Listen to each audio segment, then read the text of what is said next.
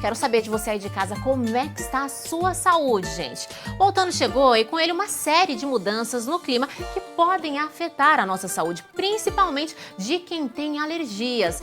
E quem é que nunca teve uma crise inesperada, né? Eu mesma tô passando por uma nesse momento. Então, ó, se você aí de casa é daqueles que espirra, coça os olhos ou sente o nariz entupido nessa estação, o papo de hoje é com você e, claro, com a médica alergista e imunologista, a doutora Catarina de Faria Furlan, do Hospital São Luís. Seja muito bem-vinda, doutora. Bom dia, pessoal.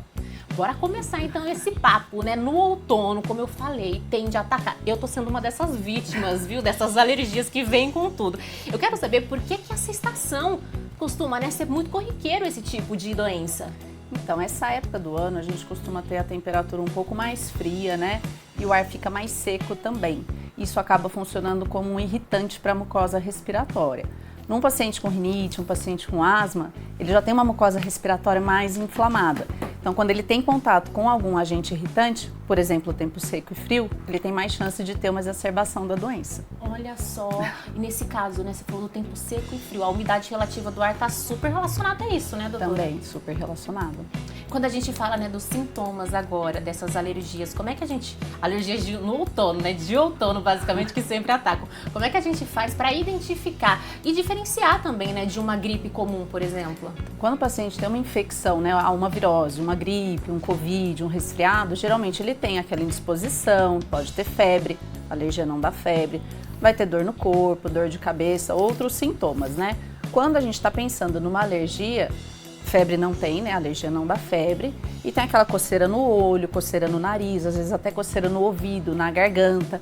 O nariz entope, pode ter coriza também, né? Aquela aguinha que fica escorrendo, tosse seca.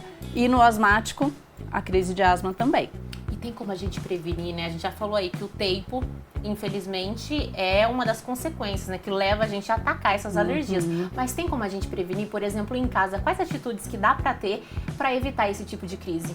Então, a gente pode fazer o controle tanto com medicação, né? Existe o tratamento de controle. E em casa, principalmente, é o controle do que a gente chama dos aeroalérgenos, né? A poeira de casa é rica em ácaros, os pelos de bicho, gato, cachorro, às vezes até ambientes com fungo, com mofo. Então, é legal a gente evitar isso. Como é que a gente evita? Procurando passar pano úmido com frequência na casa, trocar roupa de cama toda semana, né? Lençol, cobertor. Às vezes quem tem pet, né? O pet às vezes dorme na cama, trocar a cada 3, 4 dias no máximo. Evitar ter tapete, ter cortina, carpete em casa, muito bicho de pelúcia na cama, é tudo objeto que acaba juntando muito pó. Então, se tiver esse tipo de objeto, procurar lavar toda semana, deixar no sol, secar bem direitinho. Caramba, então esses cuidados aí ajudam, né? Você Ajudam. falou aí da questão dos pets, eu já tinha até comentado nos bastidores que eu tenho gato e assim, dorme comigo na cama e isso eu acredito também que influencia, então, e muito, até essas crises. Procurar trocar roupa de cama com mais frequência nesse caso. Se não conseguir, dormir sem o pet, né? Difícil. Mas olha, falando, né, aproveitando dessa situação de situações em casa, né, no caso, esses umidificadores diários que a gente vê aí, eles ajudam? Então, a gente pode até usar os umidificadores, mas a gente tem que tomar o cuidado de não deixar o quarto fechado, o quarto escuro com o umidificador. A gente acaba criando um ambiente propício à proliferação de fungos. Então, eu usei o umidificador um pouquinho antes de dormir, dia seguinte, abre a janela, deixa o sol entrar, deixa o quarto arejar bastante, né? E nesses dias mais quentes, né? Porque a gente vê, né? Estamos no outono, o tempo tá mudando, às vezes tá frio, hora tá calor. A gente fica sujeito também... Loucura. Uma loucura, realmente. A gente fica sujeito, né, ao uso do ar-condicionado. Então, a gente pode usar, até porque ninguém consegue dormir direito, né? Num calor muito intenso. Mas procurar fazer a limpeza regular, né? Limpar o filtro bem direitinho, de tempo em tempo chamar aquelas equipes que desmontam, limpam o aparelho todo para não ligar o ar e proliferar ácaro no ambiente inteiro. Olha só. E quando a gente fala aí, né, sobre a questão da dieta, a alimentação, ela influencia também a atacar essas alergias? Minha mãe costuma dizer, né, eu sou asmática, minha mãe costuma dizer que quando eu como embutidos, por exemplo, isso influencia, ela observa que me deixa doente. De fato, isso tem influência? Para alguns pacientes, sim, né? Existem pacientes que têm alergias a determinados alimentos, então quando ele consome tal alimento, exemplo, um paciente alérgico a amendoim, asmáticos. Então, se ele ingeriu amendoim, ele pode ter uma exacerbação da doença de base dele, né? Mas isso não funciona. Um paciente que não tem alergia a nenhum alimento, e é asmático, ele pode consumir de tudo, não tem problema. Mas isso é muito individual, é de cada um. Precisa ver cada caso, então vou E tem alimentos que por si só, eles causam liberação de uma substância que a gente chama de histamina, que é o que causa os sintomas, né? Por exemplo, ingesta de pimenta, quando você come muita pimenta, você tem aquela coriza, aquele sintoma nasal, o nariz começa a escorrer, mas não necessariamente você é alérgico, você está tendo uma liberação causada pelo próprio alimento. Caramba. Então dá sintoma de rinite, é comum. Nossa, curioso isso, né? Pode ter manifestação alérgica ou não alérgica. Olha só que curioso então, né? A gente tende também a tomar um caldinho com uma pimentinha nessa época do ano, então pode ser consequência. Pode ser. Olha só. Ainda falando, né, sobre essa questão da alimentação, existe alguma comida que pode ajudar a fortalecer o nosso sistema imunológico e tentar aí evitar, né, essas crises? Uma específica eu não vou dizer, mas uma alimentação equilibrada, balanceada, rica em fruta, verduras, legumes, proteínas, né? Quanto mais rica a alimentação, quanto mais saudável, mais fortalecido vai estar o seu sistema imune. Para as pessoas, né, que adoram aí praticar atividade física nessa época do ano e expostas, né, ao ar livre, o que você recomendaria? Quais cuidados elas precisam ter? Hidratação, né? Hidratar muito. Se tiver qualquer manifestação respiratória, né, o nariz entupido, escorrendo, ou o tempo muito seco, umidificar a mucosa nasal com soro também é bem interessante, né? Hidratação hidratação tanto oral quanto nasal. É importante, então, hidratação oral e nasal, fica aí a dica para você que está em casa.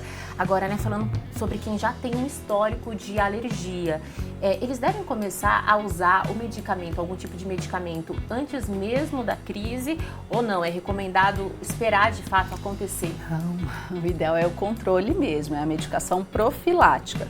Eu controlando a minha rinite, né, eu mantendo o meu organismo com a medicação certinha, eu vou ter minha rinite controlada, minha asma controlada e com isso provavelmente eu não vou ter exacerbação ou não vou ter tanta exacerbação da minha doença agora nessa época do ano. Só que as medicações profiláticas, elas precisam ser usadas com uma rotina bem direitinho, todo dia, certinho, porque senão a gente não tem esse controle adequado, tá mais sujeito a ter crise. Olha só, gente, tô tomando aqui um tapa na cara, viu, com essa entrevista. Existe a medicação para tratar a crise, né, que não é o que a gente quer que aconteça, a gente quer prevenir a crise. Com certeza. E olha, eu queria saber se existem medicamentos, né, de venda livre que ajudam a controlar essas crises, ou se não, claro, cada caso é um caso, precisa ser avaliado por um profissional, ou se não, se as pessoas que estão em casa, né, precisam de fato dessa orientação médica para saber o que você precisa usar. É interessante a orientação médica, porque muitas vezes a gente vê no consultório o paciente que chega, eu já tomei trocentos anti-inflamatórios, eu já estou tomando corticoide há não sei quantos dias. Então, são medicações que podem causar efeitos colaterais e não devem ter um uso indiscriminado. É legal que um médico te oriente direitinho sobre como usar, né? Evitar o uso de corticoide oral, muitas vezes o corticoide nasal e inalatório previnem a doença para você não chegar ao ponto de ter que usar um corticoide sistêmico, que pode causar mais efeito colateral. Olha só, realmente, né? A gente sabe também que o uso de medicamentos sem uma orientação médica pode trazer outros problemas, como você comentou aí sobre a questão dos efeitos colaterais. Sim. Agora, pra gente ir finalizando, né? Quando a pessoa deve procurar um médico? Precisa esperar a crise chegar? Não, não espera não. O ideal é procurar antes. Eu já sei que eu tenho rinite, eu já sei que eu tenho asma, alguma doença respiratória. O ideal é procurar antes de ter a crise, né? Fazer a profilaxia.